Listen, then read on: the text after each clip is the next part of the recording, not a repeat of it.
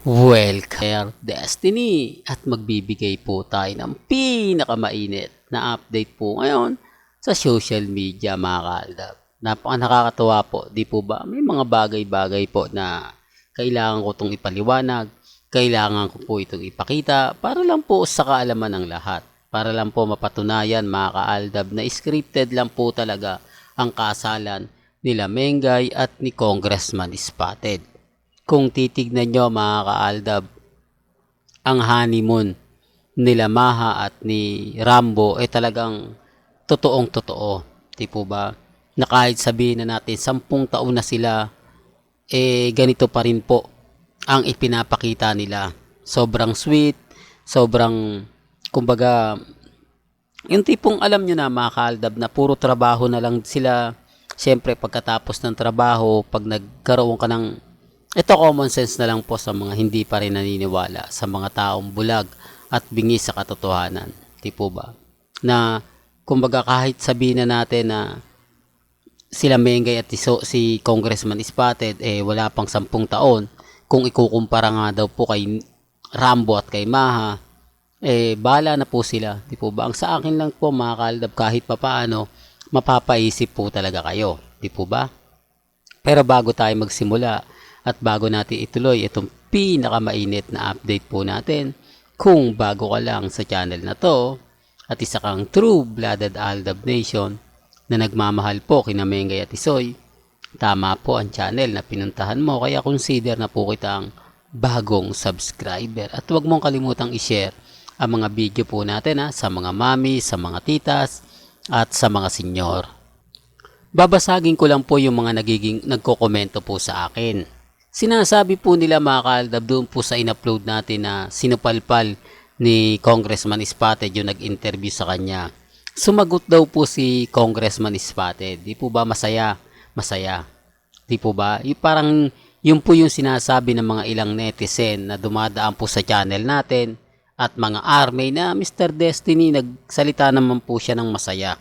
Di po ba? Hindi niya naman totally binasag o inatsupera. Ito simpleng tanong lang po. Common sense na lang po mga kaaldab. Alanganing sabihin niya malungkot.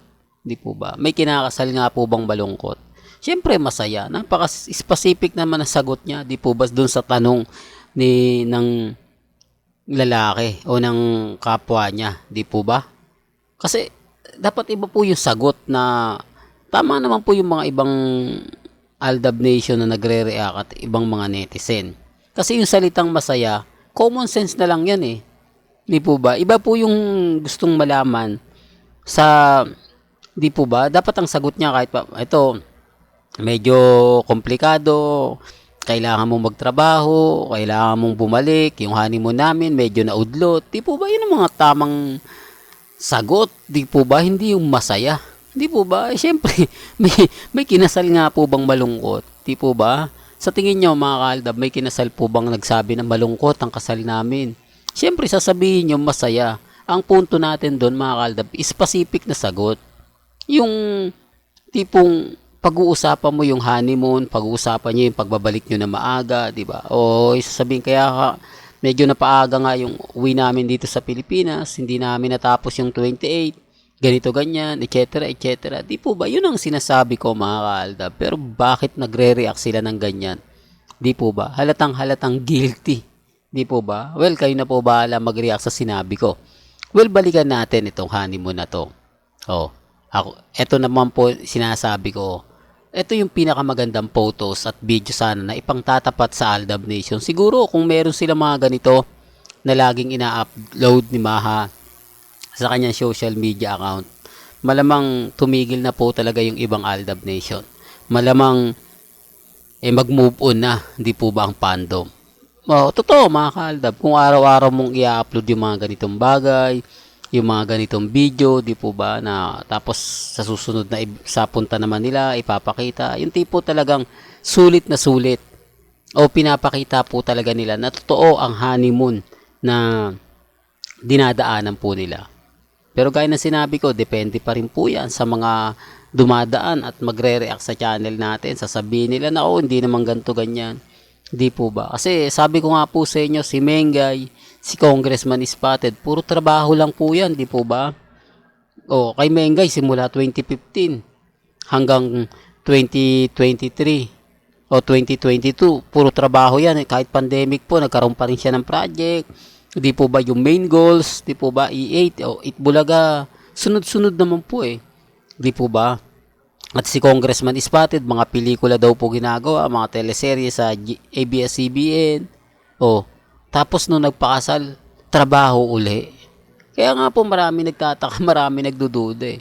Samantalang si Maha, di po ba, ang tagal na nawala rin sa showbiz niyan, nagkaroon ng pandemic, kaya napilita mapunta sa Itbulaga. Di po ba, sinasabi ko lang po yung katotohanan. Pero wala eh. Di po ba, halos talagang hindi man lang pinagbigyan nila Mengay at ni Congressman Spotted yung sarili nila para kahit isang buwang, di po ba, kahit sabihin na natin isang buwang, kumbaga, bakasyon o honeymoon. Wala eh. Doon pa lang may mali na eh. Sa bagay, mga kaaldab, may kanya-kanya pong opinion at reaksyon yung mga netizen, yung mga, kumbaga, nagsasabing ganito, nagsasabing ganyan. Pero sabi ko nga po, depende pa rin po yan eh. Depende pa rin po sa mapapanood at mapapakinggan po ninyo. Ang sa akin lang naman po, tignan nyo ha. Hindi po ba? Kaya nga po mas marami sumisimpatya sa akin. Dahil yung sinasabi ko, ay talagang umaayo naman po. Kahit sabihin na natin, di po ba, na tayo pa rin po o Aldab pa rin po talaga yung nangingibabaw. Pero kailangan natin tong ipakita. Malamang ibabash na naman po ako nito. Sasabihin na naman po nila, ikaw talaga Mr. Destiny. Mahilig mong ikumpara si Mengay at si Maha. Gayong magkaiba naman sila. Pero kayo na rin po magsabi na BFF daw itong tatlo o apat. Sila Miles, sila MJ, at si Maha Salvador. Di po ba? Pero bakit mas, kumbaga, kung titignan nyo, mas bonggang-bongga itong naging honeymoon? Talagang totally honeymoon, di po ba? Dahil anong petsa na, hanggang ngayon nag-honeymoon pa. Samantalang si Mengay at si Congressman Spotted, nagtatrabaho na. Di po ba? Para lang po klaro, para lang po sa kaalaman ng lahat. Ako, sabi ko nga po sa inyo, depende na lang po ito sa mga taong magre-react. Depende na lang po ito sa mga taong nagsasabi ng ganito, nagsasabi ng ganyan. Di po ba? Ako, masaya po ako, lalo na nga po kapag nagbibigay tayo ng mga update sa Aldab, sa mga taong laging dumadaan sa channel natin, di po ba? Dito mapapaisip na lang po sila eh. Pero dito walang pilitan ha. Kung ano po yung paniniwala ninyo, kung ano po yung sa tingin ninyo, nire-respeto ko po yan at ginagalang. Well, hanggang dito na lang po ang ating latest updates. Kaya kung gusto nyo pa po ng pinaka-latest at sariwang update, abay tumutok lang po kayo sa channel ni Mr. Destiny para updated po kayo sa mga latest at sa mga bagong video po na ilalabas po natin maya-maya lang. Hanggang sa muli, salamat po sa panonood at pakikinig.